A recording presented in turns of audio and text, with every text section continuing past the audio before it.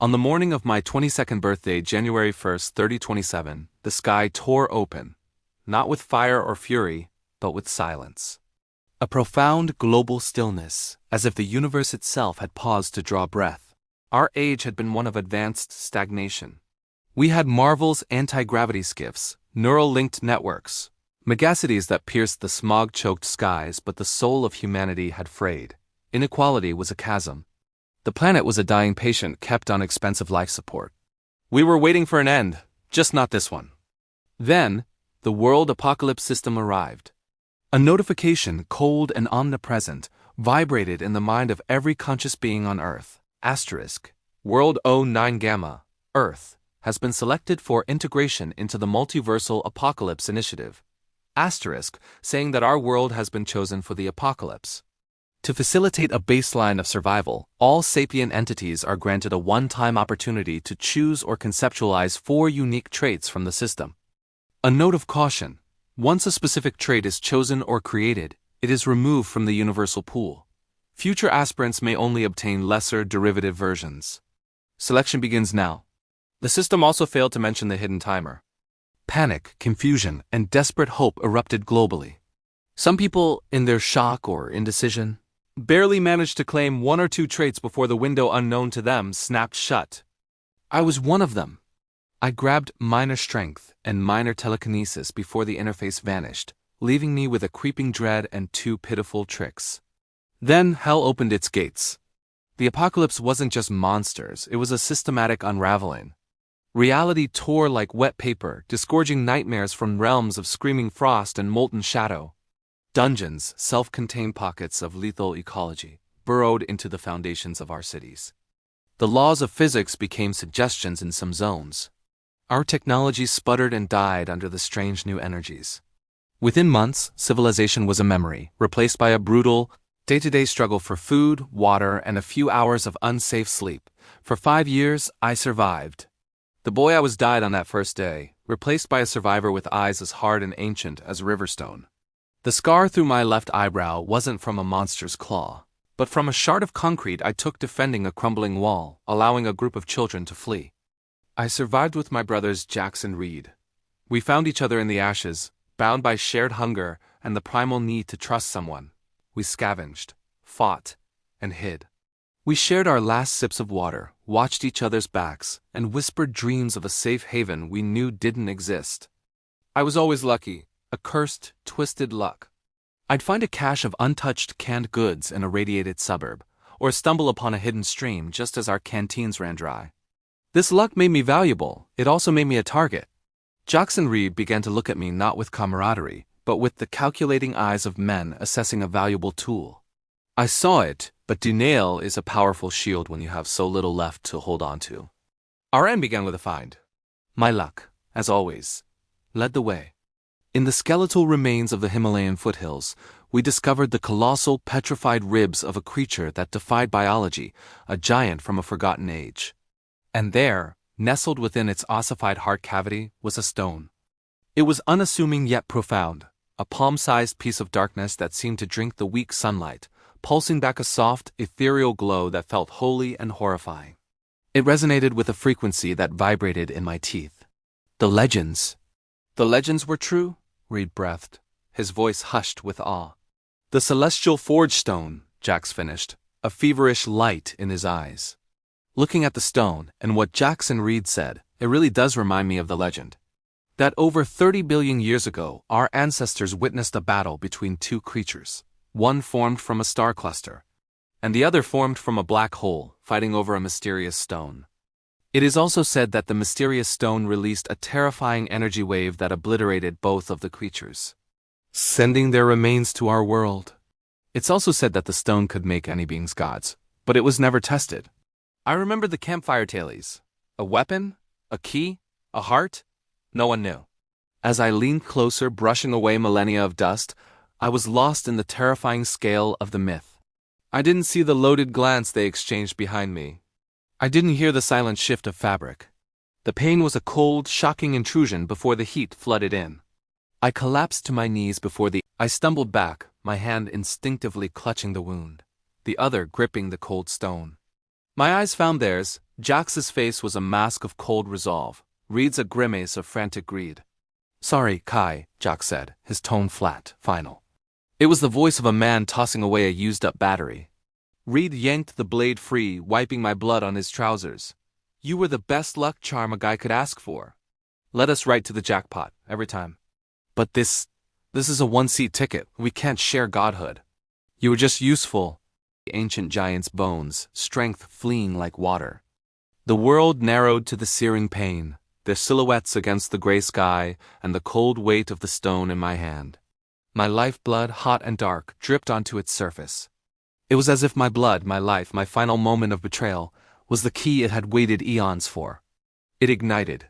A pillar of pure cosmic energy, visible for 1,000 miles, erupted from my hand, engulfing the scene in silent, blinding fury. Jax and Reed's faces twisted from triumph to pure, primal terror. They had forgotten the first law of the apocalypse they'd embraced. In a world remade by blood and power, blood itself has power. The light wasn't just light. It was a conduit. A terrifying, beautiful force seized me, pulling me not into death, but into the stone. I saw a kaleidoscopic torrent of visions worlds being born from cosmic dust, galaxies swirling in infinite dances, realities folding into realities. It all collapsed into a silent, hungry black hole that consumed everything, even my screaming consciousness. Ascension, Year 0, Episode 1, Silence. Not the silence of emptiness, but of normality. The ever-present groan of crumbling infrastructure, the distant shrieks of predators, the whisper of ash-laden wind all gone. Replaced by the hum of a climate regulator, the smell of clean, if slightly stale air, the feel of crisp cotton sheets. I jolted awake in my old bed, in my old apartment, gasping like a drowned man. My hands flew to my stomach, clawing at unbroken skin beneath a soft, clean t-shirt. No wound, no blood. Only a phantom memory of cold steel. "Wah?" My voice was a dry rasp, unused to peace. My eyes darted, taking in the impossible. The poster for the pre-collapse synthwave band Neon Eidolon. The stack of university textbooks on the nightstand Introduction to Quantum Frameworks, Post-Colonial Ethics. The morning sun cutting clean lines through the blinds. It was pristine, quiet, impossible. I scrambled, nearly falling to the digital calendar on the wall. It glowed with serene, damning clarity, January 1st, 3026. A full year. I hadn't just been saved, I'd been thrown back. 1 year before the world apocalypse system's greeting. Before the end of everything. I stumbled into the bathroom, bracing myself on the sink. The face in the mirror was a ghost. Younger, softer, the scar through my eyebrow vanished. But the eyes were mine. The eyes of a man who had lived 5 years in a graveyard. They held a haunting, ancient knowledge that didn't belong to this smooth face. The flashbacks hit subliminal, brutal. The guttural roar of a chitter king bursting from a subway tunnel. The hollow look in a child's eyes as I handed her my last nutrient bar. The sickening crunch of a shelter's roof collapsing under a siege worm's weight. Reed's knife, coming from a brother's hand. I gripped the sink until my knuckles screamed white, riding the wave of remembered terror. When it passed, a cold, focused clarity remained. I looked at my reflection, at the boy who was already a ghost. "I remember," I whispered, the words a vow. "I remember everything." Then I felt it a dense, cool weight in my pajama pocket. I pulled out the stone. It was inert now, a dull, lead-gray lump, utterly unremarkable. Yet it hummed with a potential I could feel in my bones. "You," I breathed, "you came back with me." As if in answer, a deep, resonant chime echoed in the room, vibrating through the very atoms of the air. A voice, calm and neutral yet cosmically vast, spoke from everywhere and nowhere. Host genetic signature confirmed. Temporal anomaly registered.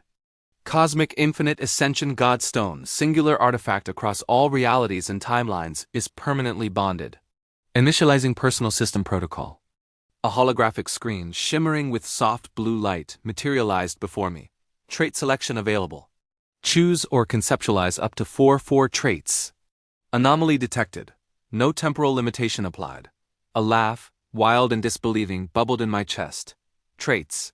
Last time, rushed and ignorant, I'd gotten scraps. Now I had eternity to choose. And the stone. It was listening. The system offered standard powerful options. SES grade infinite extraction. Absolute duplication, 100-fold enhancement. I'd never seen anything above an A grade in my last life. The power here was incomprehensible. But I didn't want their prefabricated godhood. I wanted tools forged from my hard-earned nightmares. I took a steady breath, my voice iron with purpose. For my first trait, I want nature's friend, a simple, humble choice from my past. I'd wished for it then, thinking it might help forage for edible roots or calm a frenzied beast. A survival trait, nothing more. Ding! The sound was normal. What followed was not. A universe-shattering boom shook the apartment, rattling the windows in their frames. The blue system interface glitched violently, static screaming. Error. Cosmic intervention detected. Trait. Nature's friend undergoing ascension. Ascension? I muttered, heart hammering. The blue interface flickered, dissolved, and was overwritten by streams of emerald and gold light. A new, more profound voice resonated, warm and vast like a living galaxy. It was the stone. Hello, host. I am the consciousness of the cosmic infinite ascension God Stone. Your chosen concept has been elevated to its absolute, primordial potential. Trait 1 has become Creator of Realms. Infinity grade. Gold text burned in the air. Through my influence, you may now manifest habitats, craft pocket dimensions, and weave the fabric of autonomous worlds. Your only limits are imagination, and the cosmic power you accumulate. This is the power to shape existence, not merely nurture it. I stared, sweat beading on my temple. A creator? I just wanted a garden. My gaze fell on a withered, forgotten potted plant on the windowsill, a brittle symbol of the old world's decay. I focused, and a wisp of green-gold energy, sparkling with nascent starlight, coiled around my fingers. I touched a dead leaf. Life exploded. The plant revived, thickened, sprouted vibrant new shoots, and crowned itself with a single luminous flower that pulsed with gentle bioluminescence. It was no longer just a plant. It was a miracle. A laugh burst from me, tinged with the edge of madness. All right, okay, I can work with this. I looked at the dull stone in my hand, excitement blazing. With you, I can boost all my traits to host. I am not a mere booster. The stone interjected, its tone patient like a star teaching a nova. I am a catalyst for infinite potential. I can elevate any concept you embody. However, my current stored energy accumulated over 30 billion years is sufficient for only 3 more definitive ascensions. Choose wisely. Also, host, I am the reason your planet's energy was depleted and on the verge of death. Hey. The stakes were clear. This was my foundation. I thought of our fragile shelters, the deadly dungeons, the lost wonders of our old world. Second trait. Formations for beginners. A basic, systematic knowledge for creating traps and reinforcing shelters. A builder's trait. Ding. Boom. Ascension protocol engaged. Trait 2 has become Cosmic Creator of Formations. Infinity grade. You now conceptualize and instantiate systemic structures, energy matrices, and ontological barriers. You possess innate knowledge to craft, modify, and comprehend all artifacts in existence. From a simple ward to tools that can forge universes. Knowledge, vast and intricate, flooded my mind. I looked at my dormant laptop. With a thought, complex, glowing holographic schematics for a city-scale dimensional barrier overlaid it. I understood every rune, every energy conduit, every flaw in the design. I could see how to fix them. The fortifications we died for. I conscribed them in the air now, I murmured, awe tempering my resolve. Now the self. The weak mortal body that had failed me so often. Third trait, cultivator. The ancient path of strengthening the self, drawing power from within and without. A path of discipline and transcendence. This time, the ding and cataclysmic boom were accompanied by a soundless crack in the air itself, a hairline fracture in reality that healed instantly. Supreme Ascension detected. Trait 3, Cultivator, has become All-Supreme Cosmic Cultivator, Infinity grade. Swirling galaxies of light erupted from the stone and poured into me. I floated off the floor, my body humming as muscles realigned, bones densified, and every cell sang with awakened potential. I was remade into the absolute peak of mortal form, radiating a palpable aura of contained power. New screens appeared. Subsystem generated. Cosmic Tao Codex. Auxiliary gifts granted. Cosmic Supreme Body. Cosmic Supreme Spiritual Root. All pathways of power key, mana, psionics, stellar essence are open to you. You are the nexus. Power, clean and infinite, thrummed in my veins. This wasn't the feeble trickle of my old minor strength. This was the roar of a cosmic engine. Last time I scrabbled in the dirt, I said, voice now resonant, steady. Now I walk the path of stars. One final choice. A legend from the darkest nights, a phrase spoken with desperate hope by those with nothing left to lose. Fourth trait, will it, and so be it. Silence.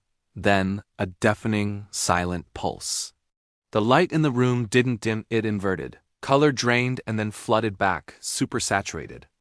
Final ascension, trait 4, reality manipulation, infinity grade. Within your expanding sphere of influence, your conceptual will is manifest. Effect is permanent and absolute. Authority grows with power. Tread carefully, creator. The interface is faded. The cosmic hum settled into a deep, silent wellspring within my core. I stood alone in the quiet, sunlit bedroom of a dead world that was still alive. The frail university student was gone, a ghost shed like a skin. In his place stood something new, cloaked in the terrifying potential of a living universe. I looked at my hands that had clutched at bloody wounds, that now hummed with the power to shape dimensions and rewrite local laws. My reflection in the window showed a young man's face, but my eyes were ancient galaxies. A cold, serene smile touched my lips, devoid of warmth, full of purpose. Jax, Reed, I said to the peaceful silence, my voice the calm at the eye of a coming storm. You stabbed a man for a chance at godhood. You should have dreamed bigger. I turned from the window, looking not at the past, but at the future, at the crumbling city, the unsuspecting world, the approaching apocalypse. I'm not just going to survive your apocalypse, I vowed, the words a decree. I'm going to consume it. I'm going to build the heavens that rise from its ashes. And in the depths of my soul, the cosmic infinite ascension God Stone pulsed once, in solemn, terrible agreement. The euphoria of godlike power lasted precisely as long as it took for the ghost of phantom pain to twinge in my gut. I was a cosmic architect in the body of a financially precarious postgrad. The apocalypse wasn't just about monsters. It was about the collapse of supply chains, the death of currency, the desperate scramble for a single calorie. My new traits were engines of infinite potential, but they needed a spark to ignite. They needed matter, energy, and focus. I could not build heavens from a studio apartment while my neighbor blasted hyperpop.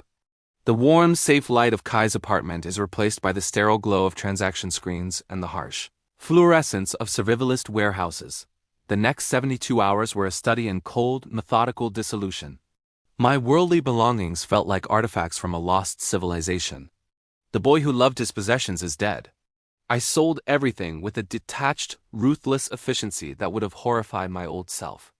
The hovercar, still with payments owed, his sleek, anti-gravity apartment lease, the immersive neural console, the designer smart fabric wardrobe all converted into hard, anonymous credit. I didn't just browse survival outlets. I systematically cleaned them out in different cities under different aliases. Not just tools, but industrial fabricators, portable fusion batteries, hydrological testing kits, and geodesic dome components. I bought every genetically stable seed and sapling I could find, heirloom vegetables, fast-growing hardwoods, medicinal fungi, and even dormant arcane spores from black market botanical oddity dealers. I wasn't just preparing to survive, I was preparing to see the biosphere.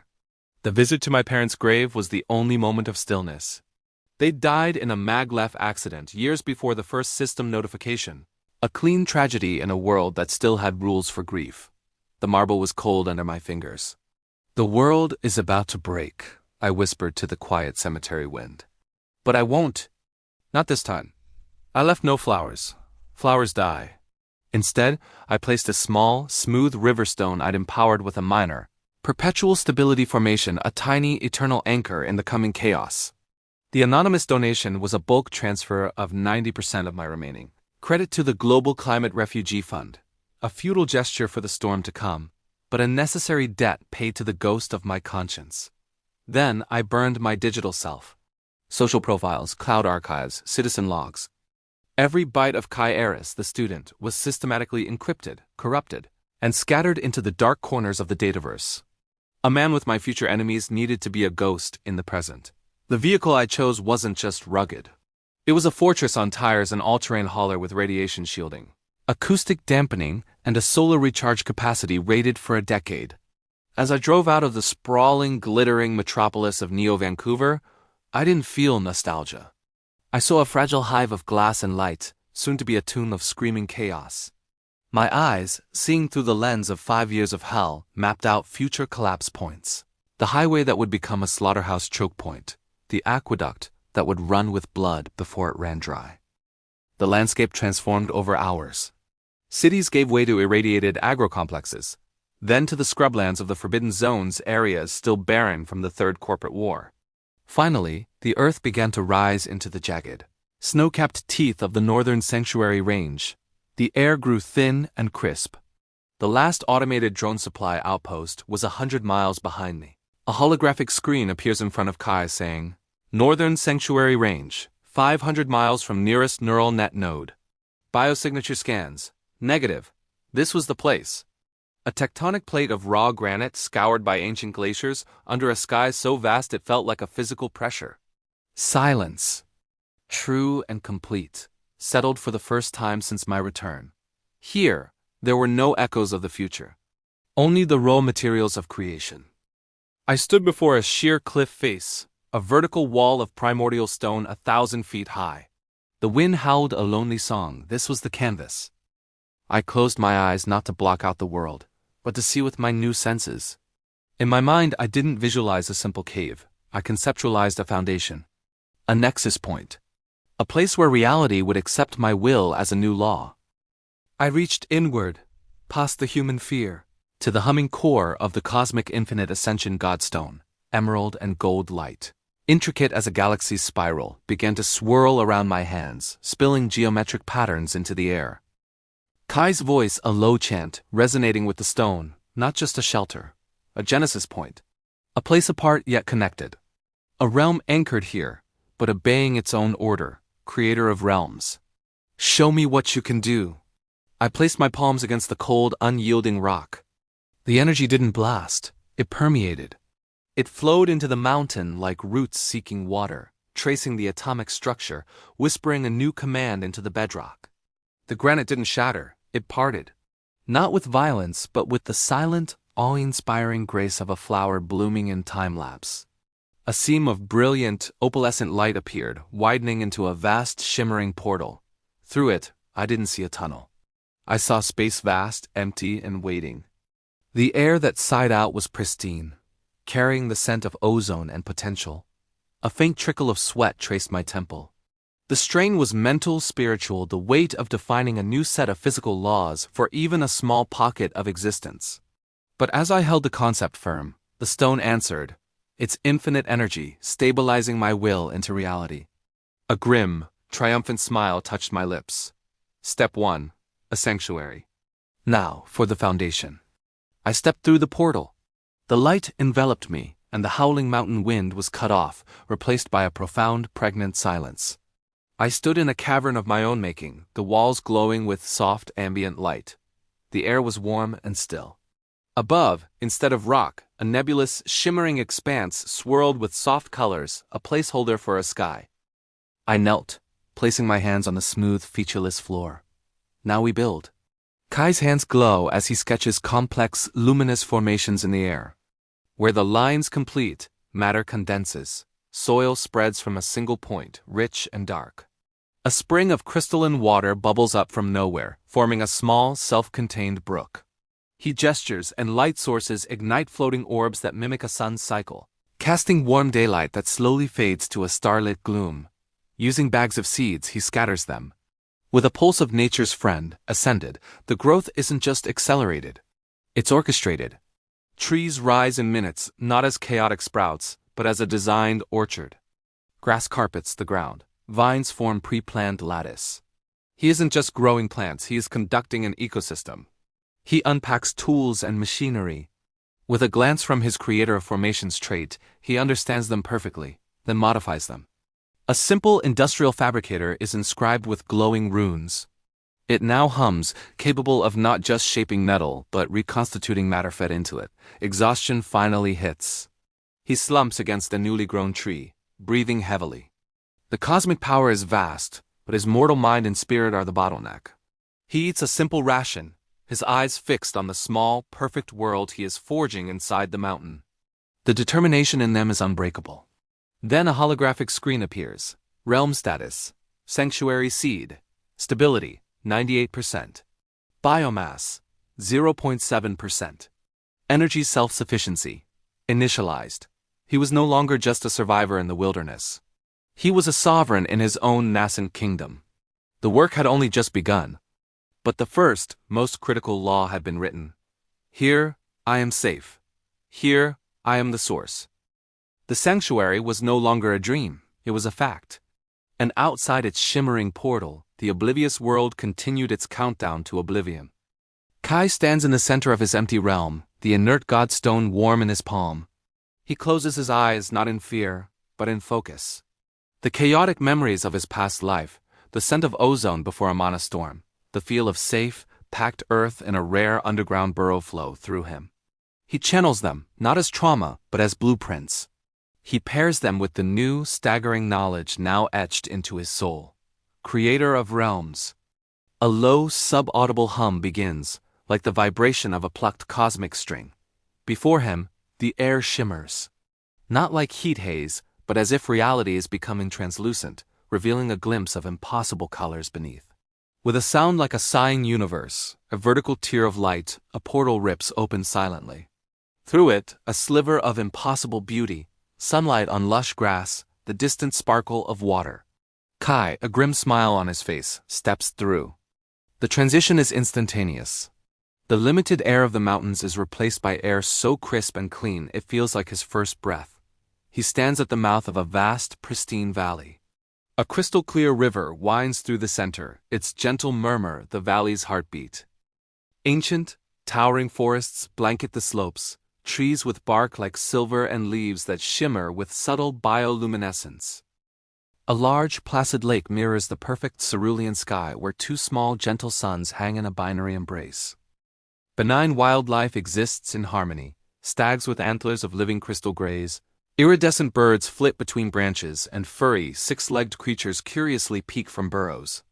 Kai's voice a whisper full of awe. It's not just a pocket, it's alive, it's a world. And it's perfect. He kneels, plunging his hand into the rich, dark soil. He feels its vitality, its connection to him. This valley, several square miles in diameter, is an extension of his will. He knows its every root and stone. Kai's expression shifts from wonder to the hardened focus of a general. He raises his hands. Cosmic Creator of Formations activates. 1. Barrier Formations. Golden geometric patterns spill from his fingertips, flowing up into the sky. They interlock, forming a massive honeycomb-like dome that encapsulates the entire valley. The dome shimmers with contained power, then fades to perfect transparency. A holographic screen appeared, multi-layered absolute barrier, spatial lock, mana negation, conceptual filter, hostile intent. 2. Sensory and trap formations. Kai walks the perimeter. Where he points, intricate silver runes etch themselves onto trees and bedrock. A network of invisible energy connects them, forming a vast, intelligent web. Intruder detection matrix. Soul signature analysis. Illusory mazes reality distortion class. 3. Killing formations.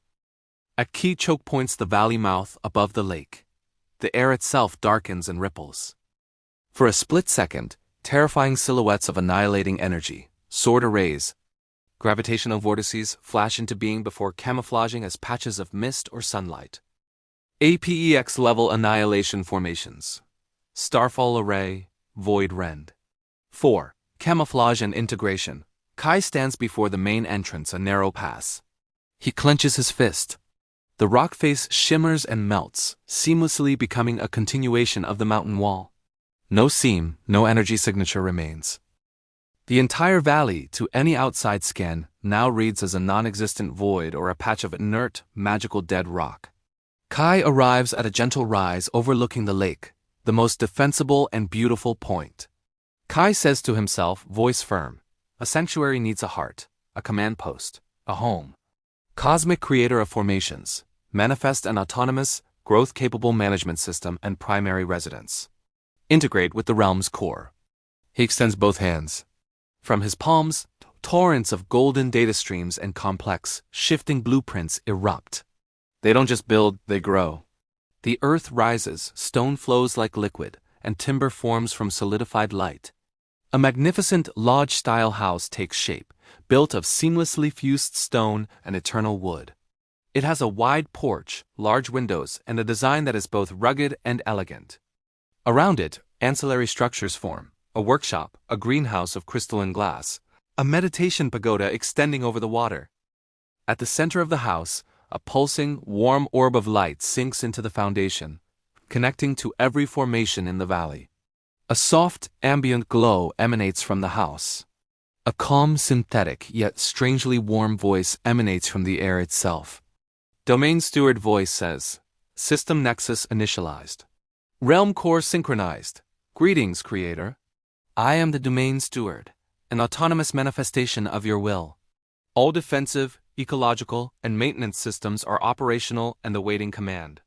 KAI nods, satisfaction in his eyes. Primary directive: maintain this sanctuary. Protect it from all external threats. Grow and optimize its functions using available resources. Report any anomalies. Domain Steward. Directive confirmed. Sanctuary is active. Welcome home, Creator. Kai sits in a crafted chair on his porch, watching the twin suns begin their descent over the lake. For the first time in 5 years of memory, both past and future, his body is not coiled with tension. He is at peace. He holds the dull God Stone, now feeling its deep, silent connection to this place he has made. The gentle lapping of waves. Distant bird calls.